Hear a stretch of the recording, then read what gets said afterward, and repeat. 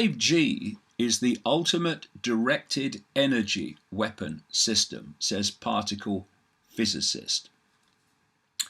And there's brief facts at the top before we go into the main story. And it says, the facts. Particle physicist Dr. Catherine Horton argues, based on her research and personal experiences, that the 5G network is intended as a directed energy weapon system that aligns with the goals of the global elite to enslave humanity. Absolutely right. Exactly what I've been saying since it was first announced that this 5G was going to be introduced. And it asked the question in this article, will the rollout of 5G prove to be the ultimate catalyst for humanity to awaken and change our collective trajectory?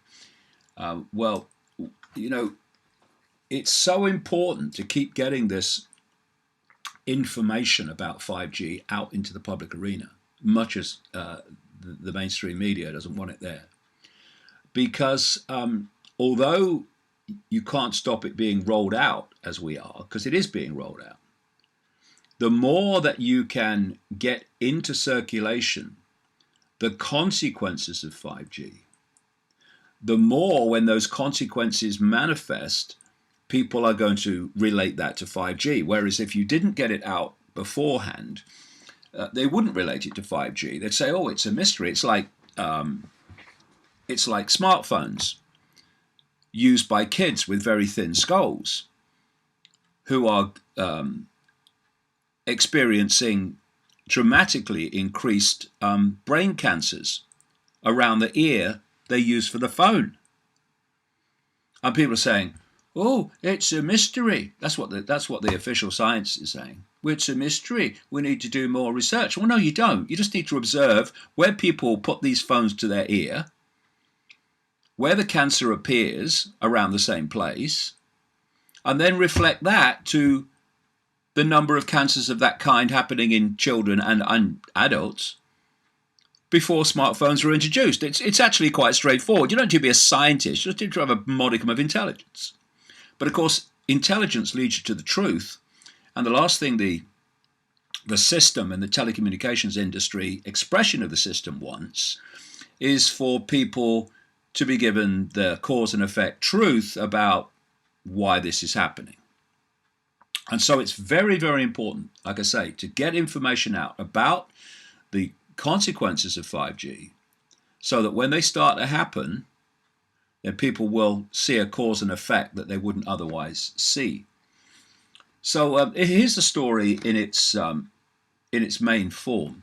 Dr. Catherine Horton sees the current rollout of the 5G network in a way that is different from mainstream perception, not difficult, and for good reason. To begin with, she is a particle physicist with a PhD from prestigious Oxford University.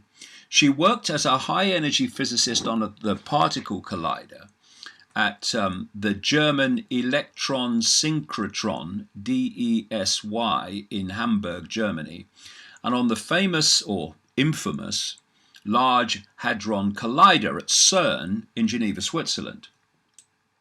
At Oxford, Dr. Horton worked as a research fellow at St. John's College, a position that allowed her to expand her research from particle physics into medical physics and the physics of complex human systems. As part of the latter, she conducted systems analysis research of the English legal system, economies, the financial system, currencies, as well as white-collar crime and organized crime. In other words, she has the credentials to be public enemy number one to a global elite that is trying to deceptively use technology as a key cog in their plan to enslave humanity under a totalitarian world government. During her childhood in Romania, Dr. Horton alleges that she and her family experienced intimidation and terrorism because they were highly educated and refused to take part in the snitching and informant criminality being promoted by mob networks there. Dr. Horton says that stalking and other such activities ramped up in November 2011 as she was attending a High Court case in London as part of her systems analysis research into the English legal system. She says she was openly stalked on her way home from court and started noticing a thug waiting for her outside her home every morning to follow her to to the train station. Now, I've come across many stories like this over the years of people being targeted, not least through technology. Attempts to face these forces head on through the courts and through activism have led to a rise in these attacks upon her, which include not only human intimidation but torture through directed energy weapons. You can read more details about her experience at her Stop 007 website, which among other things offers support and legal guidance for targeted individuals. In the extensive network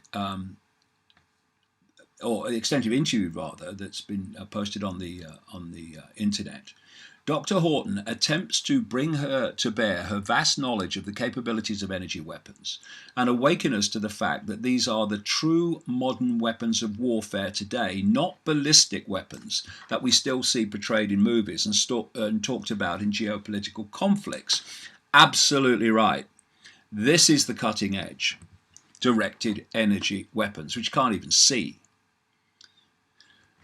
She employs her knowledge and personal experience of the target individuals phenomena, as well as her run-ins with shadow government and their military and intelligence tentacles, to create a broad context for what the 5G network really is. And here's a quote from her. I think people struggle so much understanding what this is all about, and that's why they, the global elite, are banking on this very situation. So they are banking on the fact that, for example, there is a very simple con hidden in this marketing ploy that is 5G. For example, when they brought up 3G and 5G, everyone assumes that 5G is just a better 3 or 4G. So what's all the fuss about? It's just Luddites who are just, they are scared. They are tree huggers, and they just don't really enjoy watching happy kitten videos super fast on their phone. But that's not what it is. So 5G is a fundamentally different system. Too right it is. I think what I would like to do, she says, is to take all the people who are maybe even more overwhelmed than I am. I want to pick them up where they're at, maybe, and then bring them up to speed and tell them everything I know. So by the end of the show, they at least know what I think and what I know, so that they can make up their own mind about what they think. And there are several discoveries I had trying to research the subject, and I should say that my main focus is not even 5G or 5G campaigning. My main focus is campaigning to have all directed energy weapons shut down, which includes also satellite weaponry, weaponry hidden in cars, weapons carried by gang stalkers in rucksacks, and all of this sort of stuff. And out of all of that, 5G is, if you like, the state system. It encapsulates everything. It can do a bit of everything, and it will be everywhere. Like I've said so many times over these years, to make this smart grid function so AI controls everything, including the human mind, they needed at least 5G level of communication power and frequency. And that's why it's coming in, and that's why it's coming in without any independent checks done by the system itself, because they know what they will find if they do and go through that process. So she says, your 5G system is like a gang stalker with a directed energy weapon in his rucksack who shoots you in the face as you're walking behind him. On the pavement, for example. But it will not be a gang stalker. They can do away with those. If they just have these 5G antennas every 50 or 100 meters. So the 5G system will do everything that current global weapons systems can do. And it can also, I strongly believe, it can also instantly kill, okay? So in other words, if you want to cut to the chase, my view of the 5G system, and I'll show you why I think that's the case, she says, the 5G system should be best imagined as the government, or this shadowy group that has infested the government, taking over every city on the planet and every village and every smallest town, and even, the forest, where you think there is nothing, and putting up hidden machine guns that follow you and your family, pointing right at you, and these are, set sharp so they can shoot you dead at the speed of light if somebody so wishes, okay? So that is the best description of the 5G system that I have, which is precisely what I've been warning about all these years. This is what 5G is designed to be. And of course, the mainstream media, if they were real journalists, would be all over it, but they're not, because they're not real journalists. They're incredibly uninformed. And the article just continues. You can read it on davidicke.com. If you put in the headline, 5G is the ultimate directed energy weapon system, says particle physicist, you'll see it.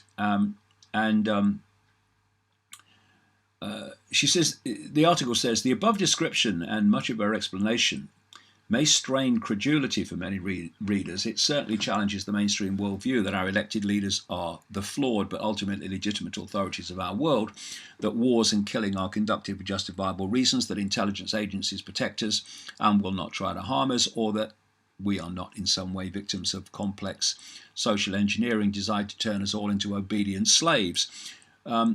We have been, the article says, poking holes in mainstream perception since our beginning a decade ago, the website says. And today, the long-standing hidden plans for mass surveillance, enslavement and depopulation are coming ever more clearly into view. Yes, they are, because it's all been orchestrated. And this is what it really is, this 5G. And in The Trigger, my new book that's available for pre-order now, and if you pre-order it, you'll get it before the publication date of September the 11th, is absolutely not only about September 11th and those attacks. It covers a vast spectrum in which those attacks are put into context. And towards the end of the book, I point out all about this 5G smart grid and where it's designed ultimately to be controlled from. It's a fascinating story. Another 5G story on Activist Post website this week. Documentary An Invisible Threat investigates conflict of interest among telecom politicians and scientists. Now, what they are doing is using paid people and assets in politics and what passes for science, it's not really, to give you a completely false view of what 5G is and its dangers, just as they have done the same with smartphones for children and adults as well. And they have said that there's no evidence that they're dangerous. Well, hold on a minute. What did I say a few minutes ago? In the smartphone era, more and more people are getting cancers around the ear they put the smartphone to. I mean, hello, what evidence do you want? Well, we don't want evidence that points to what's going on. We want to keep saying there's not enough evidence, we need to do more research so that we can throw the truth as far into the future as possible, so that by the time it comes out, it's a done deal. Anyway, this is the article talking about this conflict of interest happening all over the world. But it says some governments have been taking a more active role in protecting citizens and the environment. Not the US, though, and it's only getting worse with the insane race for 5G. Current rules, the article says, safety limits and guidelines for microwave RF radiation exposure were adopted in 1996 and don't apply to how most people use or are exposed to devices and infrastructure today. They also don't apply to how current technology and products are manufactured and marketed. There is still no safe level of exposure that has been scientifically determined for children or pregnant women, even though devices are marketed to everyone, including kids, to use in ways that aren't safe. I've said before that one of the things they do in this fake research to create safety limits that aren't safety limits at all. They're just the level of frequency and power that the telecommunications industry needs to put their products into circulation. So government agencies say, what level do you need to operate on so that you can run your technology and sell your technology? And the telecommunications industry will say this level. And what they then do is make the official safe level just above that level. It's nothing to do whatsoever with safety. So this article says, health experts continue to warn that kids are more vulnerable to exposure. Oh yeah, I was going to say before I move on, one of the things that they do in this so-called fake research, well, not so-called fake research, it is fake research, is they have something it calls Sam Phantom Head. And Sam Phantom Head is a fake head that's based on the skull of an American soldier. So it's a very thick skull. These big all-American macho men. And they test the effect on this Sam Phantom Head. And then they put out the safety level based on Sam Phantom Head. It's not even a safety level for macho men, but they say it is. And of course they put the phones out, and they're used by everyone, including children with very, very much thinner skulls, and thus what is a safe limit, even in their terms, for a butch soldier, is actually way over the limit for children with thin skulls. And most of these smartphone telecommunications companies go right to the Sam Phantom Head limit. So my goodness me, what's hitting the brains of children from these devices? So in fact, no biological entities seem to be immune. Still, the promotion of 5G and other microwave radiation emitting devices and the forced installation of emitting infrastructure, towers and so on, only increases like it's magically innocuous and beneficial to us all. The story goes on. You can read it if you go into davidicke.com. An invisible threat investigates conflict of interest among telecom politicians and scientists. It goes in, and there's a video there as well, which looks at the conflicts of interest of the people that are saying 5G is fine.